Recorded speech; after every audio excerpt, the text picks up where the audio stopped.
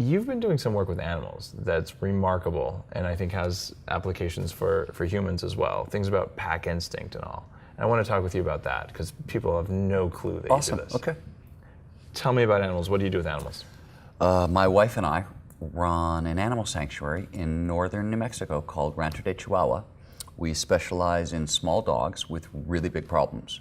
So most of our dogs come to us directly kind of from vets, usually with dire warnings, 3 weeks to live, a month at most. Primarily hospice care or special needs care. And invariably, our dogs live forever. A lot of it comes down to nutrition and our healing methodology, which is based around flow states. So on the flow side, right, we take the dogs together as a huge pack into the backcountry every day. We usually do 3 to 5 miles running up and down mountains with the dogs, and we put them into group flow situations. How many dogs is this? 37 is our count for right now. It goes up and down.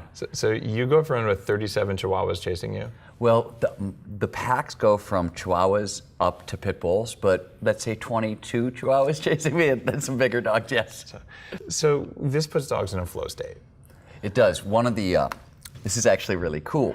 One of the old questions from an evolutionary purpose is where does flow come from, right? Mm-hmm. And the standing thinking has been for a really long time that when we came down from the trees and onto the veldt and started running down our prey, right, we had to run massively long distances. So obviously, anybody who got a little more pain relief, neurochemically, of course, got a little more flow would have an advantage, right? One of the things that people started to realize is that very quickly after we started running down our prey, we started co-evolving with dogs. We were living with wolves, right? We were co-evolved, and we started pack hunting with wolves. And the new thinking is that flow may have evolved as a communication technology. So what happens in flow, as we know, is one of the things that happens is pattern recognition goes through the roof, right? So when you're hunting large mammals, you're trying to bring down a buffalo and it's you and a pack of wolves and blah, blah, blah.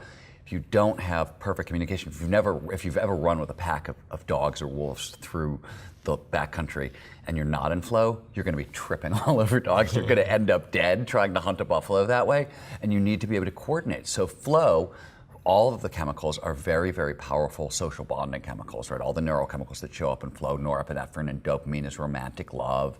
Anandamide is that bro sense people get when stoned. Endorphins is maternal love between mother and infant, or social bonding as adults. All the same things show up. So the new thinking is that flow may have evolved as a way to heighten kind of nonverbal cross-species communication, so people could hunt animals. And they actually, there's also research on this, and it was done at the University of Arizona. And what they were looking at is anandamide, right, which is one of the chemicals that shows up in flow. So they trained humans, and it took some training, and dogs and ferrets to run on a treadmill. And exercise-induced transient hypofrontality, when your prefrontal cortex shuts off, usually shows up after like 20, 25 minutes of medium exercise, and anandamide gets released. And they looked. There was anandamide in the humans, there was anandamide in the dogs, and there was none in the ferrets, because they're not social species. So ferrets perhaps can't get into flow, but dogs definitely can. So if a dog can get into flow and a human could get into flow, your hypothesis is that there's some communication interspecies between So them? one of the things that I've discovered when I run with my dogs, like when I was first doing it, when we weren't getting into flow together, I was tripping all over them. They were tripping all over me. I went face first into a cactus one day. But once we started to get into flow together, and you can really feel it, something shifts. You can really tell when it happens. Your pattern recognition, your senses are heightened, right? You have norepinephrine and dopamine. You're taking in more information per second, right? And you're processing it more quickly, and you're faster pattern recognition. So it basically heightened communication. When they talk about it, there's a real famous Bill Russell quote where he talks about group flow being on the basketball court. It feels like ESP, you know what everybody is thinking and all that stuff, right? Same thing happens across species lines, right? I don't really feel like I have ESP with the dogs, but you kind of know where everybody is, and you work together as a collective unit. You get hive mind behavior. Much more effective if you were trying to, run down a large animal or, anything along those lines. Very healing for the dogs, phenomenally healing for the dogs.